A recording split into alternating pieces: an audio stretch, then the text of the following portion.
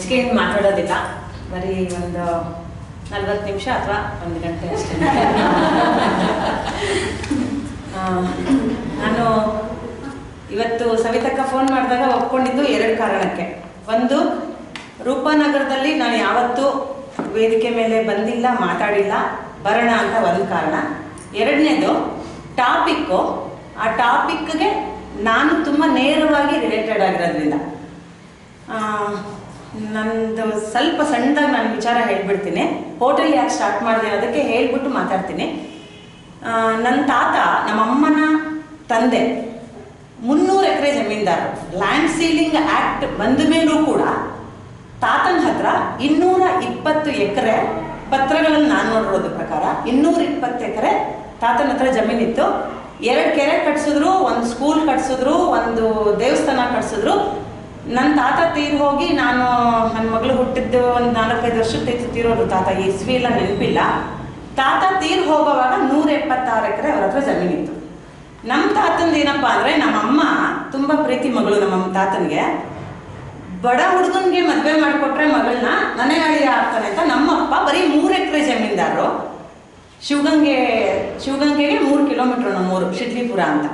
3 ಎಕರೆ ಜಮೀನಿರೋ ಅಳಿಯನ್ನ ಹುಡುಕಿದ್ರು, ಬಡತನದಲ್ಲಿರೋ ಹುಡುಗನ್ನ. ಆದರೆ ನಮ್ಮ ಅಪ್ಪ ತುಂಬ ಸ್ವಾಭಿಮಾನಿ.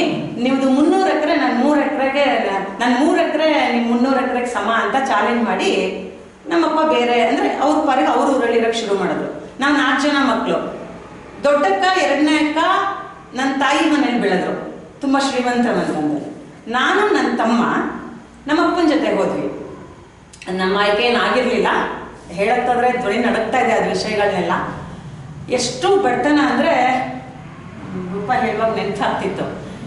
ಶಾನ್ಭೋಗ್ರ ಮನೆ ಊಟ ಆಗೋದನ್ನ ನಾವು ಕಾಯ್ತಾ ಇದ್ವಿ. ನಮ್ಮನೆ ಜಸ್ಟ್ ಎದುರುಗಡೆ ಶಾನ್ಭೋಗ್ರ ಮನೆ. ಶಾನ್ಭೋಗ್ರ ಮನೇಲಿ ಊಟ ಆಗಲಿ ಬೇಗ ಅಂತ ನಾವು ಬೇಡ್ಕೋತಾ ಇದ್ವಿ ದೇವ್ರನ್ನ. ಯಾಕೆ ಅಂದರೆ ಶಾನ್ಭೋಗ್ರ ಮನೇಲಿ ಊಟ ಆದ್ರೇ ಅವ್ರ ಮನೇಲಿ ಮಿಕ್ಕಿದ ಅನ್ನ, ಹಾಲು, ಮಜ್ಜಿಗೆ ಒಂದು ಬಟ್ಲಲ್ಲಿ ಹಾಕಿ ತೆಂಗಿನ ಮರದಲ್ಲಿ ಬುಡದಲ್ಲಿ ಇಟ್ಟರೆ, ನಮ್ಮ ಅಪ್ಪ ನಿದ್ದೆ ಮಾಡ್ತಿದ್ದಾರೆ, ಗೊರ್ಕೆ ಹೊಡಿತಿದ್ದಾರೆ ಅಂತ ಗೊತ್ತಾದ್ಮೇಲೆ ಆ ಅನ್ನದ ಬಟ್ಲು ಎತ್ಕೊಂಬಂದು ನನ್ನ ತಮ್ಮಂಗೆ ತಿನ್ನಿಸ್ಬೇಕು. 6 ತಿಂಗಳು ಬಾಣಂತಿ ನಮ್ಮಮ್ಮ. ಅಮ್ಮಂಗೆ ಎದೆ ಹಾಲಿರಲಿಲ್ಲ, ತಮ್ಮನಿಗೆ ಹೊಟ್ಟೆ ಹಸು ಇರ್ತಿರ್ಲಿಲ್ಲ. ನನ್ನ ತಮ್ಮನೂ ತಿಂದು ಆಯಿತು ಅಂದರೆ ನಾನು ತಿಂತಿದ್ದೆ. ಅಂಥ ಕಷ್ಟದ ಪರಿಸ್ಥಿತಿನಲ್ಲಿ ಅಪ್ಪನ ಹತ್ರ ನಾವು ಬೆಳೆದ್ವಿ. ಊಟಕ್ಕೆ ಎಷ್ಟು ಬೆಲೆ ಇದೆ, ಊಟ ಎಷ್ಟು ಅವಶ್ಯಕತೆ ಅಂತ ಗೊತ್ತಾಗಿದ್ದು ನನಗೆ ನನ್ನ ಅಪ್ಪನಿಂದನೇ, ಅವ್ರ ಸ್ವಾಭಿಮಾನದಿಂದ, ಅವ್ರ ಹಠದಿಂದ. ಅದೇ ಬಹುಶಃ ಇವತ್ತು ದಿನಕ್ಕೆ ಒಂದು 20-25 ಜನ ಫ್ರೀ ಊಟ ಮಾಡುವಂಥ ಒಂದು ಸಣ್ಣ ಸೇವೆನ ನನಗಾದರೂ ಮಾಡ್ತೀನಿ ಅಂದರೆ ಅದು ಕಾರಣ.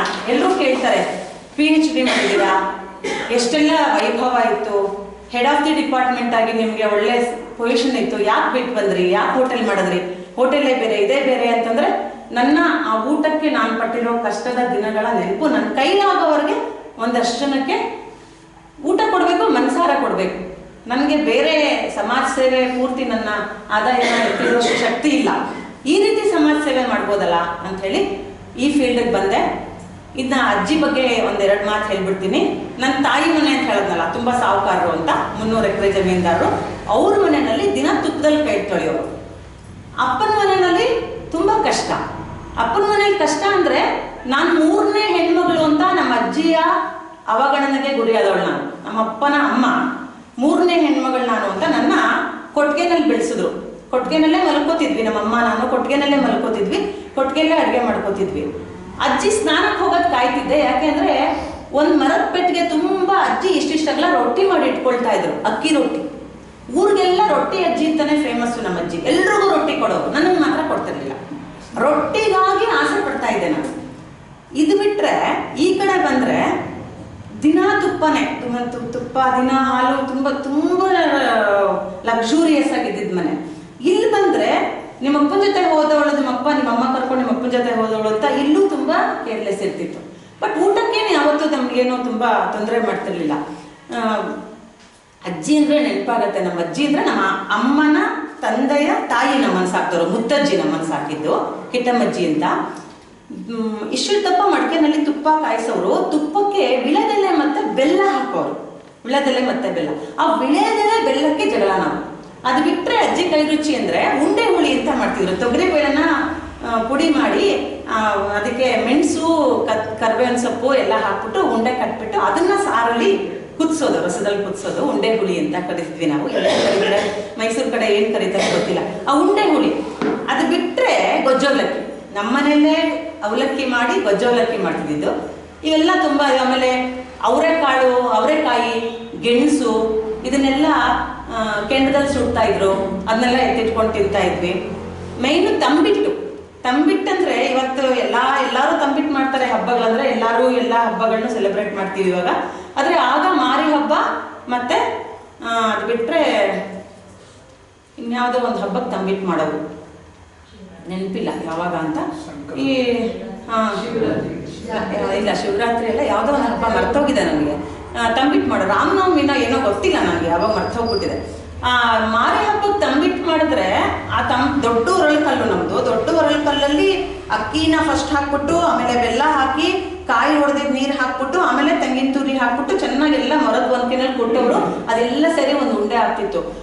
ಒಂದಿಷ್ಟು ತಂಬಿಟ್ಟು ಮಾಡೋರು. ಆ ತಂಬಿಟ್ಟನ್ನ ಆರ್ತಿಗೆ ತೆಗೆದಿಟ್ಬಿಟ್ಟು ಉಳಿದಿದ್ದನ್ನೆಲ್ಲ ಯಾವ ಶೇಪ್ ಬೌಲ್ ಇರ್ತಿತ್ತೋ, ತಪ್ಪಲೆ ಇರ್ತಿತ್ತೋ ಆ ತಪ್ಪಲೆಗೆ ಹಿಂಗೆ ಹಾಕಿ ತಟ್ಟಿಟ್ಬಿಡೋರು. ನಮ್ಮ ಅಜ್ಜಿ ಚೆನ್ನಾಗಿ ಒಂದು 2 ಅವರ್ ನಿದ್ದೆ ಮಾಡೋರು ನಮ್ಮ ಮುತ್ತಜ್ಜಿ.